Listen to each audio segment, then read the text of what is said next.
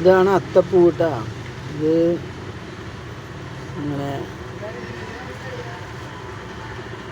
ഇതാ ഓണം സമയത്ത് ഇങ്ങനെ ഉണ്ടാകുന്നൊരു സംഭവമാണ് ഈ ചെടികൾ. ഇതിങ്ങനെ പൊട്ടിച്ചിട്ടാണ് പൂക്കളം ഇടല്.